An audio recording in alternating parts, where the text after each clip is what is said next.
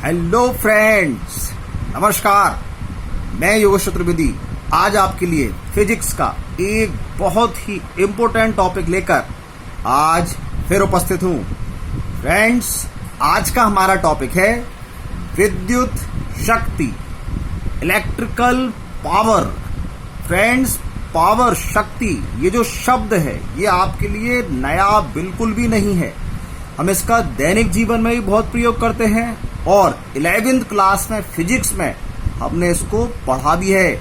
वहां पर शक्ति की जो डेफिनेशन थी वो थी कार्य करने की दर।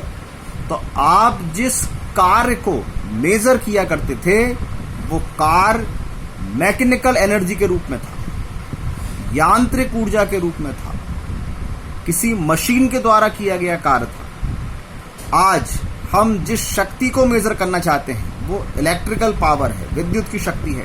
तो यहाँ पर कार्य हम विद्युत से कराएंगे और विद्युत के द्वारा किया गया कार्य हम कैसे नापेंगे। तो इसको नापने के लिए आपको किसी परिपथ में व्यय विद्युत ऊर्जा की गणना करनी पड़ेगी। अर्थात जब आप किसी परिपथ में इलेक्ट्रिक सप्लाई करेंगे तो जो इलेक्ट्रिक अप्लायंस उसमें लगे होंगे वो वर्क करेंगे। तो उन इलेक्ट्रिक अप्लायंस को चलाने के लिए आपने कितनी विद्युत ऊर्जा, इलेक्ट्रिकल एनर्जी खर्च कर दी, वो आपकी विद्युत ऊर्जा की माप होगी या विद्युत के द्वारा किए गए कार्य की माप होगी। तो उस विद्युत ऊर्जा को व्यय करने में जब हमने समय को शामिल कर लिया तो कितने समय में कितनी विद्युत ऊर्जा का व्यय हुआ, ये हुई उसकी शक्ति। अर्थात किसी परिपथ में विद्युत ऊर्जा व्यय होने की दर को ही विद्युत शक्ति कहते हैं। फ्रेंड्स, कई बार ऊर्जा और शक्ति में कंफ्यूज हो जाते हैं हमारे विद्यार्थी। तो आपको कंफ्यूज बिल्कुल नहीं होना है। फ्रेंड्स, ऊर्जा होती है कार्य, एनर्जी का मतलब है वर्क, कार्य करने की क्षमता, और शक्ति का मतलब होता है कि आपने जो भी कार्य किया उसमें आप समय को शामिल करिए। तो कितने समय में कितना कार्य किया, जब आप कार्य को समय के साथ मेजर करने लगते हैं तो वो शक्ति कहलाती है।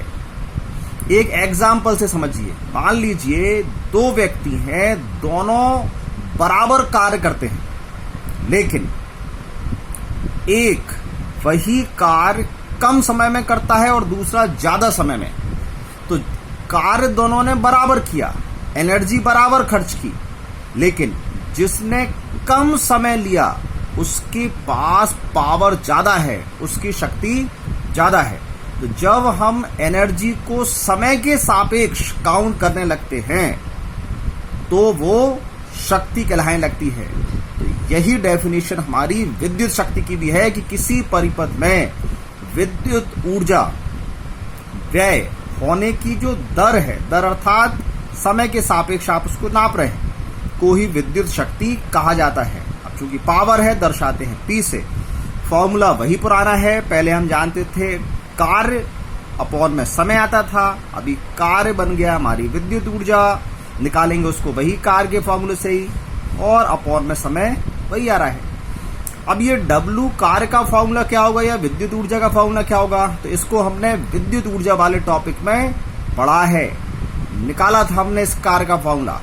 तो यदि परिपथ में V वोल्ट विभवांतर आरोपित करने पर I धारा T समय तक प्रवाहित होती है, तो जो विद्युत ऊर्जा व्यय है, जिसको हम W से दर्शाते हैं या कार्य भी कहते हैं, उसका फॉर्मूला होता है W = V × I × T, या I² RT, या आप इस फॉर्मूले को V² T/R भी कह सकते हैं। क्योंकि ये सब हमने SI यूनिट लिए हैं, इसलिए इसको यहाँ जूल में दर्शा रहे हैं। अब पावर का फॉर्मूला क्या बनेगा, शक्ति का क्या बनेगा, तो ये W/T। यदि मैं इस वाले फॉर्मूले में T से डिवाइड कर दूं, ये T से T कैंसिल हो जाएगा, तो P का फॉर्मूला बन गया V × I। अब जैसे ये SI यूनिट थी, वैसे ही शक्ति की SI यूनिट वाट है। यदि इस वाले फॉर्मूले का उपयोग करें तो I square R T upon T, T से T cancel, I square R. ऐसे यदि इस वाले फॉर्मूले का यूज करेंगे तो V square T upon T, T से टी कैंसिल हो गया, V square upon R watt. तो जैसे मेरे पास ये W के यहाँ 3 फॉर्मूले थे, तो वैसे ही यहाँ शक्ति के भी 3 फॉर्मूले आ गए हैं।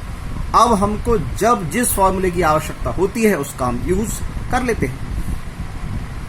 अब विद्युत शक्ति का ये जो वाट है वो हमारे इलेक्ट्रिक अप्लायंस के लिए छोटा मात्रक है, तो कई बड़े बड़े मात्रक भी यूज करते हैं हम, किलोवाट, मेगावाट या अश्व शक्ति भी। तो आप जानते हैं 1 किलोवाट बराबर कितने वाट? तो किलो का मतलब होता है 1000, तो 1000 वाट, जिसको हम 10⁻³ वाट भी कह सकते हैं। ऐसे मेगावाट, तो 1 मेगावाट बराबर कितने वाट? तो मेगा का मतलब होता है 10⁻6, ये आ गया वाट। एक अश्व शक्ति बराबर, ये तो आप पहले से भी जानते हैं, ये बहुत अच्छा क्वेश्चन है।